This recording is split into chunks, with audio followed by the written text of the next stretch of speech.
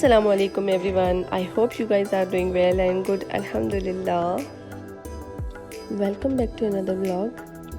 आज मैं हलीम बना रही थी तो मैंने सोचा कि चलें आप लोगों के साथ थोड़ी गपशप लगाते हैं। तो खैर यहाँ पे मैं हलीम की रेसिपी तो नहीं शेयर करूँगी क्योंकि ये जो हम हलीम बनाते हैं हम शान की एक तो क्विक होती है वो नहीं बनाते, और हम शान की जो शाही हलीम है उसकी हमें मसाला ज़्यादा अच्छा लगता है तो हम वो ही बनाते हैं। और उसकी सारी रेसिपी डब्बे पे लिखी होती है तो वहाँ से देखें, कॉपी करें और बनाएं। और वैसे भी आई बिलीव कि अगर कोई चीज़ आपके लिए इजी बना दी गई है तो क्या ज़रूरत है आपको फालतू में पंगे लेने की। तो कुछ ना कुछ तो हमें 21st सेंचुरी में रहने का फ़ायदा होना चाहिए। Stop here, listen to me for a second. अगर आप मेरे चैनल पे न्यू हैं और आपने मेरा चैनल सब्सक्राइब नहीं किया, काइंडली उसको सब्सक्राइब करें, बेल आइकन क्लिक करें और मेरी वीडियोस लाइक किया करें, कमेंट किया करें और फीडबैक दिया करें। Thank you. अच्छा चलें आप लोग साथ साथ स्टेप्स देखेंगे मैं क्या क्या स्टेप्स कर रही हूँ, और साथ साथ मैंने सोचा कि एक बात आपसे शेयर करती हूँ।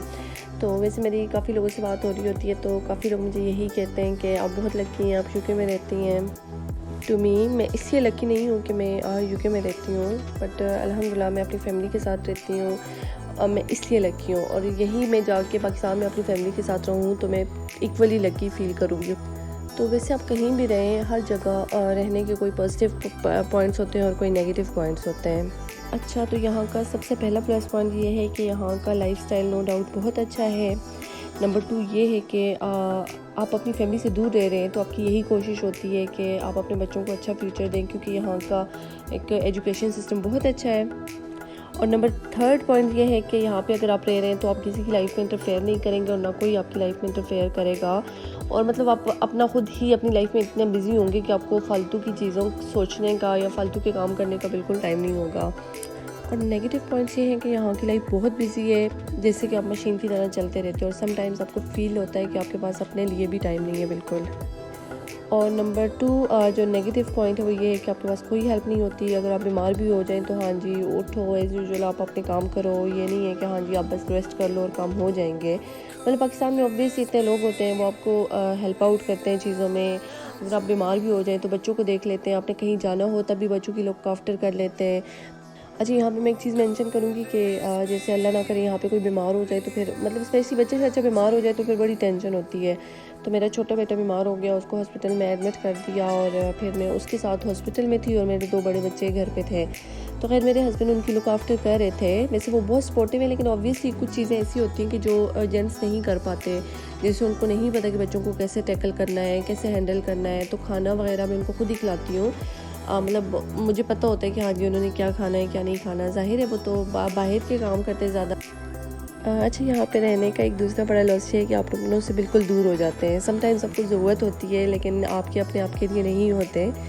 तो अच्छा खैर यहाँ पे मैं एक आपको बात बताती हूँ कि मैं कभी कभी अपने हस्बैंड से अगर ये बात करूँ तो मुझे वो कहते होते कि देखो तुम यहाँ पे रहती हो, इतने अरसे बाद जाती हो, सारे इतना ही याद रखते हैं, इतना इज़्ज़त करते हैं, लेकिन सोचो खुद अगर उधर होती और हर दूसरे दिन चली जाती तो तुम्हारे घर वाले भी कहते कि मुंह उठा के हर दूसरे दिन आ जाती है। अच्छा, ये पेंडेमिक ही था तो उस टाइम में मेरी अम्मी बीमार हो गई और इतनी मैं उनके लिए अपसेट होती थी, मुझे रात को नींद नहीं आती थी कि बस मेरा दिल करता था किसी तरह पाकिस्तान चली जाऊं। और साथ पे मेरे फादर इन लॉ बीमार हो गए तो वो भी हॉस्पिटलाइज थे, काफ़ी ज़्यादा बीमार थे और हमारा तो यहाँ पे बिल्कुल टाइम नहीं गुजरता था। और उस टाइम हम ट्रैवल नहीं कर सकते पेंडेमिक की वजह से, तो बस इतना अपसेट हम होते रहते थे यहाँ पे बैठ के। और वैसे भी आप सबने सुना तो होगा कि कुछ पाने के लिए कुछ खोना तो पड़ता है। तो ये थी आज की देश परदेश की कहानी। तो खैर जहाँ भी रहें सब कुछ रहें, हंसते मुस्कुराते रहें। अच्छा, मेरी हलीम सबसे एंड पे आके डिफरेंट हो जाती है क्योंकि मुझे प्याज बिल्कुल पसंद नहीं है और मैं प्याज की तड़की जगह वहाँ पे लहसुन का तड़का डाल देती हूँ। मैं भी काफ़ी लोग यहाँ पे मेरी तरह हों जिनको प्याज बिल्कुल पसंद नहीं है। तो खैर बहुत सारे खाने जो प्याज के बगैर भी बन जाते हैं, ज़रूरी नहीं है कि हर खाने में आप प्याज डालें ही डालें। अच्छा, आज का व्लॉग हम एक प्यारी सी बात पे एंड करते हैं। Sorry works when a mistake is made, but not when trust is broken. So in life, make mistakes but never break trust. Because forgiving is easy, but forgetting and trusting again is sometimes impossible. तो I hope कि आपको आज की बातें अच्छी लगी होंगी और आज के हलीम भी अच्छी लगी होगी। तो मिलते हैं नेक्स्ट व्लॉग में, तब तक के लिए अपना ख्याल रखिएगा। अल्लाह हाफिज़। है।